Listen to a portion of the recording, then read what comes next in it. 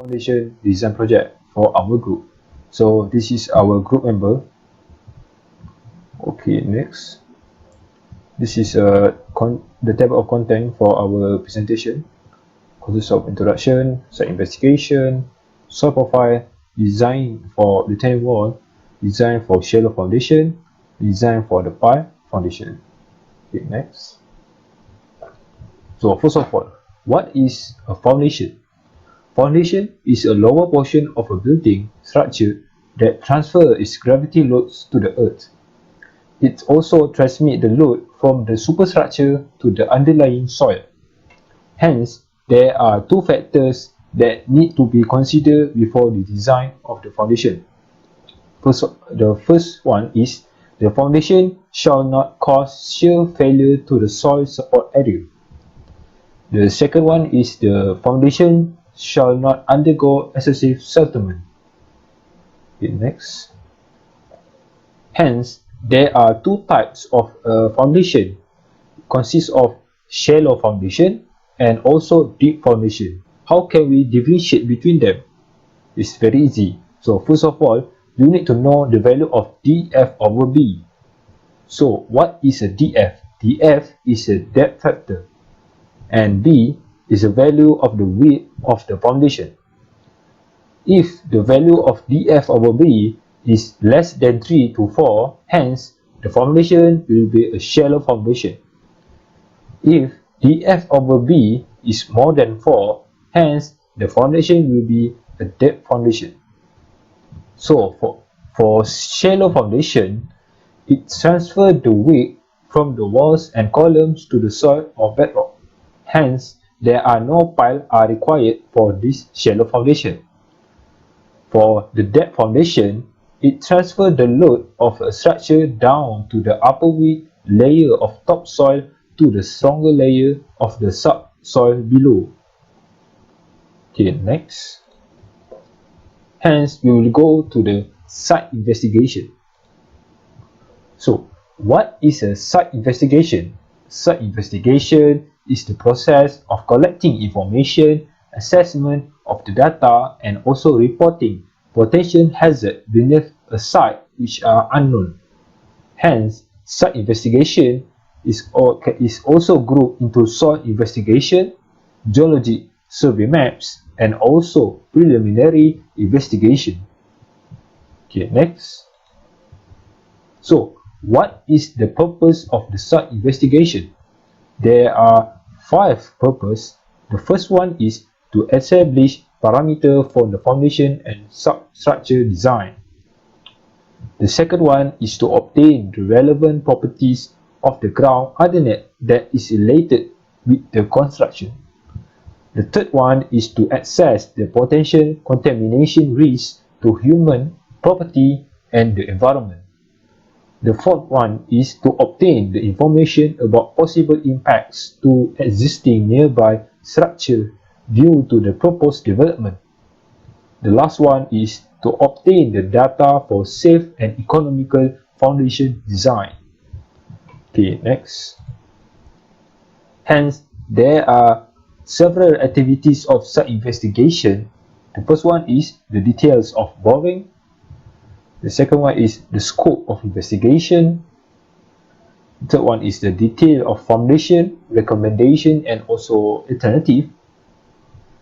The fourth one is the general description, the proposed structure. The fifth one is the construction problems. The sixth one is geologic condition of the soil. And the last one is the limitation of the investigation. Hence, there are several activities of the site investigation that we need to consider before we can proceed to the design of the foundation in the site construction. Hence, this is our soil profile diagram based on our geoservice technical boreholes that had been provided to our group. So we actually we construct the soil profile based on borehole 1 and also borehole number 4. So this is our soil profile diagram for the proposed project. Okay, next. So before we can proceed to the foundation, we need to design the retaining wall first. So what is a retaining wall? Retaining wall are relatively solid walls that are used to laterally to support soil systems that are built to hold the soil back to a slope. And a retaining wall is also called as a seawall or a bulkhead that retains soil on the back. As you can see from the diagram, the retaining wall is actually hold the soil at the top of the soil is the top of the highest reduced level. This is the soil that the retaining wall that hold back. Okay, next. Hence, we can proceed to the calculation of the retaining wall. So this is the dimension of the retaining wall, and this is the values that we need before we can proceed the calculation. Okay, next. Before we calculating for the design of the retaining wall, we need to calculate for the overturning for the retaining wall. So as you can see that there are several factors that we need to calculate, which is the area of the section, unit width/unit length of the wall, moment arm, and also moment about origin axis. There are several sections that we need to calculate, which is from the section 1 until section 6. After that, we need to make a calculation for the V total for width/unit length of the wall, and also the moment of the origin, total moment of the origin. And after that, we need to use the formula of the factor of safety overturning, the formula which is equals to total moment about origin is divided by V total, and after that we get this value, which is 5.6993. Hence the value is more than 2. So our design is follow the specification. So this is the calculation for the sliding, and this is for the QU, which is for ultimate bearing capacity. And also we need to know the factor of safety of the retaining wall. Okay, next. Hence, we can proceed to the shallow foundation. So, what is a shallow foundation? A foundation is function to move a load to the substructure from the superstructure that are stable enough to maintain a superstructure while having sufficient bearing capacity, which is a principle of ultimate bearing that ability before a shallow base can be constructed, which is QU. Hence, there are two important aspects that must be considered before the foundation design. The first one is the load applied to the foundation shall not cause shear failure to the soil supporting it. The second one is the foundation shall not undergo excessive settlement. So in most cases, however, the settlement is governing factor in the foundation design. Okay, next. So this is our dimension of the shallow foundation before we can proceed to the calculation. Hence, we need to so this is the calculation. Hence, we need to make a several assumption before we can proceed to the calculation. Hence, so this for the shallow foundation, we actually use a square footing, which is B equals to L. So B equals to L. So B over L is equal to 1. So we need to know the depth factor. The depth factor is actually from the ground surface to the surface of the foundation of the groundwater level, the groundwater, and also we need to consider that the soil type of the foundation is normally consolidated clay, and also this is the soft sandy silk. Hence, we get the value for allowable load of the footing, Q allowable. Okay, next.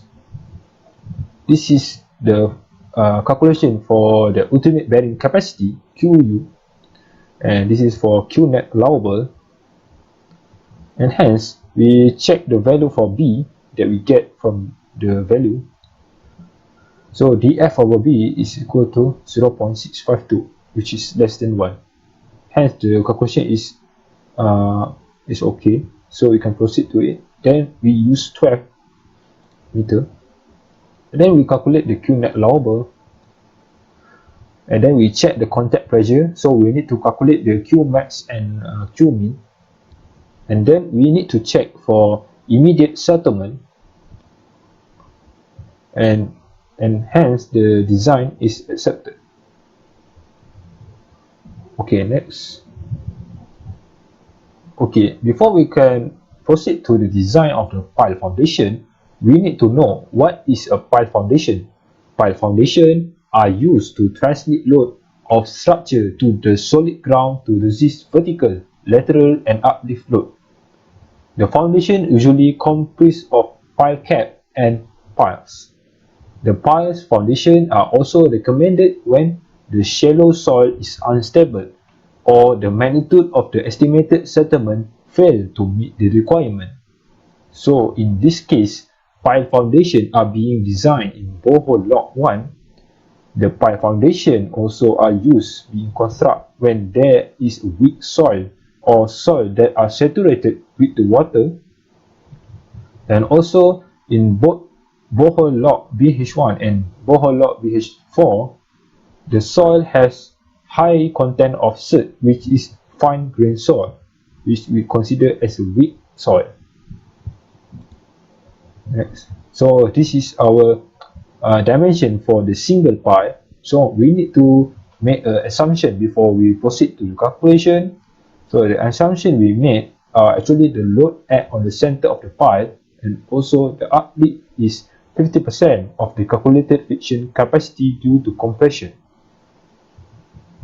And this is the dimension of the pile, the factor safety, unit weight of concrete, the vertical load, and all these are the constants that we need to consider before we proceed to the calculation. Okay, next. So this is calculation for QU for pile foundation. So QU is equal to the QB plus total QS. QB is actually the end bearing capacity, and QS is shaft resistance. So we need to know the ultimate pile capacity, QU. After we calculate QU, we can calculate the value of Q allowable, which is QU over Fs. Fs is factor of safety, and then we get design is not okay. So we calculate for the uplift capacity, Q out, calculate the WP, weight of the pile, and thus the allowable load under uplift condition is 889.86 km, so which is less than 5,000 km. So the design is not okay. So this is for calculation for group pile. Hence, before we proceed, we need to know the assumption of the group pile. So this assumption, we use that the load act on the center of the pile cap. Actually, the load is act on the center. The uplift is 50% of the calculated friction capacity due to compression. The third one is use square pile cap. And the fourth one is the use of spacing 3D between piles, so the efficient is more than 1. And the last one is use 4 piles for 1 leg. So we use 4 piles for this 1 leg of the pile foundation, of the group pile foundation. Yes. Okay, next. So this is the calculation for group pile foundation, and the value for, we need to calculate the value of QU, which is QB plus QS, And after that, after we calculate all the given value, after that we get that the value that we get is okay. We can proceed to the design specification, and this is for Q up, and hence we get the value is more than 5,000, so the design is okay. So next, so this is the calculation for pile eccentricity. We need to know for Q1 and 2, so 1 and 2, and also Q3 and 4, 3 and 4. We need to know the eccentricity, the E value. So from the allowable capacity of each pile is 6,645.23 kilonewton. Hence, the design of the pile is okay since each pile able to carry the applied load. So for the conclusion for this project, in this project, shallow foundation and pile foundation are both designed for proposed interchange reach. Hence, we have decided to use the width of B equals to 12 meter.